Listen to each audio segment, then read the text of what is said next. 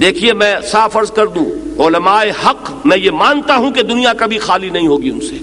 یہ در حقیقت ختم نبوت کے لوازم میں سے ہے کہ جب نبوت کا سلسلہ ختم ہوا تو جو خلا پیدا ہوا اس کو پر کیا ہے اللہ نے کس چیز سے؟ ایک قرآن مجید کی حفاظت. نمبر ایک یہ کہ اس میں تحریف نہیں ہو سکے گی. نمبر دو، مجددین، ہر صدی میں اللہ تعالیٰ ایسے لوگ اٹھاتا رہے گا جو صحیح دین کو اثر نو، وہ جو بھی بدعات کا تمار ہوگا اس میں سے پھر وہ صحیح دین کو نکال کر دنیا کے سامنے پیش کر دیں گے.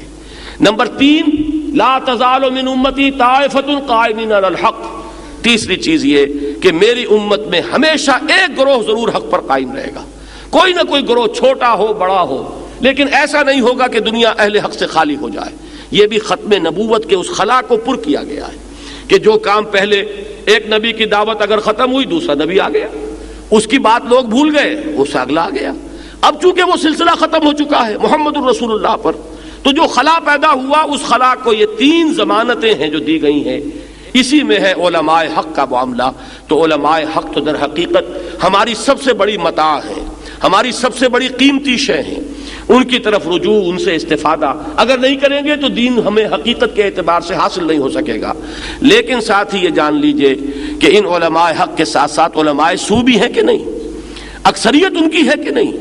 جتنا زمانہ بگڑا ہے اس میں جہاں عوام بگڑے ہیں، علماء کے اندر بھی اب علماء سو کی کثرت ہے جو اپنے عہدوں اور مسندوں کے پجاری ہیں، جو اپنے مفادات اور اپنی جو بھی مراعات ہیں وہ ان کو رکھتے ہیں پیش نظر.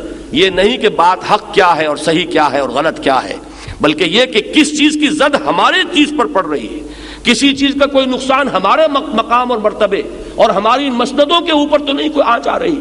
یہ چیز جن کے نزدیک بھی فائق ہو جائے گی وہی در حقیقت علماء سو ہیں. آپ سوچ کیجئے، آخر دین الہی جو ہے اس کے تصنیف کرنے والے علماء ہی تھے. اکبر کے نام پر تو تہمت ہے، اکبر کو اندر یہ صلاحیت کہاں تھی کہ وہ نیا دین تصنیف کر لے؟ وہ تصنیف کر کے دینے والے ابو الفضل اور فیضی جیسے صاحب علم اور صاحب فضل شخصیت ہیں. ابو الفضل اور فیضی، وہ شخص کے جس نے بے نقط تفسیر لکھ دی قرآن کی، پورے قرآن کی تفسیر جس میں کوئی لفظ حرف ایسا نہیں آیا کہ جس میں نقطہ بھی ہو. اس کی صلاحیت کا آپ اندازہ کیجئے. لیکن یہ ہے کہ جب یہی علم، جب اس میں بغیم بینہم آ جاتا ہے تو یہی علم جو ہے انسان کا مارے آستین بنتا ہے، یہی علم اس کے لیے وبال جان بن جاتا ہے.